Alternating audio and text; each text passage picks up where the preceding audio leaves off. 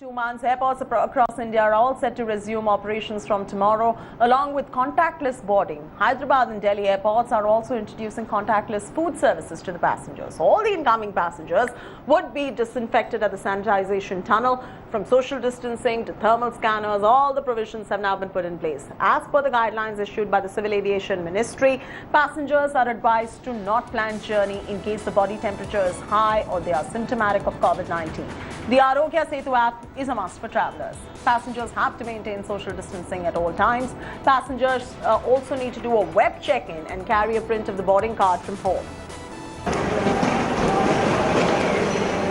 Fly safe, download and activate the Arogya Setu app now. That's one of the first instructions that greets you as you reach Delhi International Airport to board your flight. Delhi Airport is, of course, prepping itself for domestic civil aviation operations to commence on May 25th. There was a lot of confusion whether you need to download the app or will a self-declaration form work. It appears, though, that you need to download the Arogya Setu app. You need to appear in the green on the app in order to be able to board your flight. Now, this is a kiosk where you need to web check in. You check in yourself, you print out your boarding pass, and that is when you move inwards. Of course, you will also have to print out your baggage tag as well and then affix it to your baggage.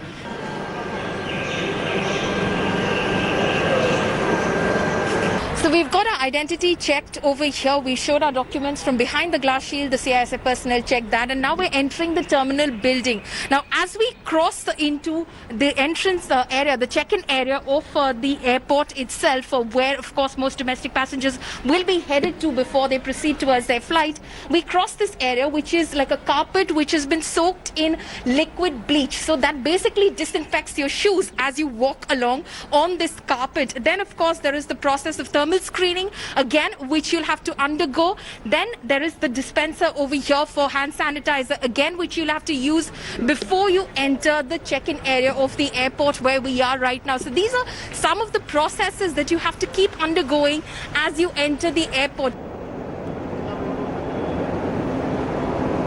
We're inside the terminal building right now, and these are a set of kiosks again as usual, which otherwise were printing and helping you print your boarding passes immediately so that you could proceed straight for your security check after baggage drop. But now, of course, that is going to be the new normal. You will be printing out your own boarding pass. What is going to be interesting is that you will also be printing out baggage tags. You will be keying in the details of your check-in baggage. You're allowed only one check-in baggage and one hand baggage, so you will key in those details over there and print out a baggage tag, which you will then have to affix on your baggage before, of course, you take it straight to the check-in counters. The check-in counters usually where, of course, you got your boarding pass from, now they have turned into baggage drop counters.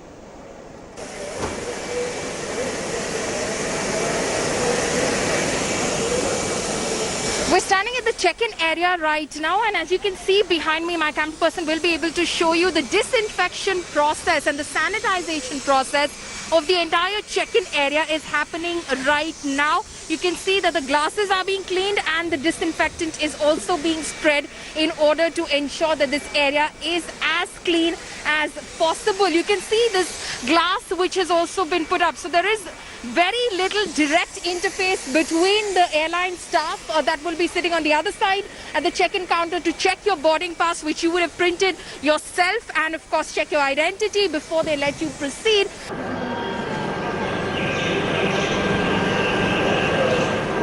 We're standing now at the security check area of the terminal building right now, and as you can see behind me, preparations have been made over here as well in order to ensure that all of the guidelines and the SOPs with the Ministry of Civil Aviation are followed. The pat down is not going to be compulsory. The frisking is not going to be compulsory. 1 in 5 persons will have to probably go through pat down, and then of course metal objects. If you have any metal objects on you, you will have to put them out on the tray first thing so that they go through the scanner itself, the baggage scanner itself. You are, of course, allowed to carry only one piece of hand luggage at the moment. The SOPs and the guidelines say one piece of check-in baggage and one piece of hand luggage. And then, of course, you proceed towards the F&B area, which, of course, the Delhi airport will be opening up for all passengers as they come in, domestic passengers as they come in on May 25th. What they're, of course, going to do is maintain social distance at those F&B counters. You are also going to be able to order your food beforehand on apps so that you don't have to crowd up at the counter. So there are going to be two apps,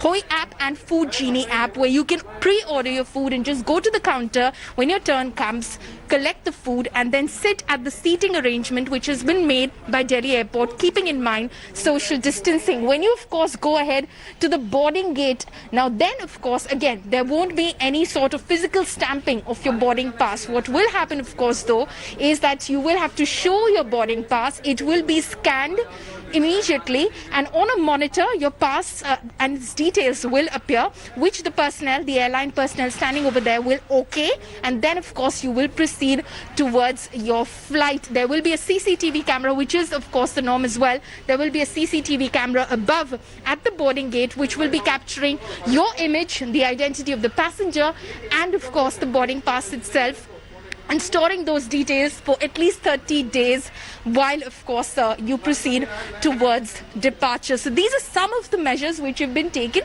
in order to ensure that you, of course, maintain as much as distance from the staff and personnel over here at the airport, and, of course, through, the various processes that you go through, you maintain that similar amount of distance from your co-passengers as well.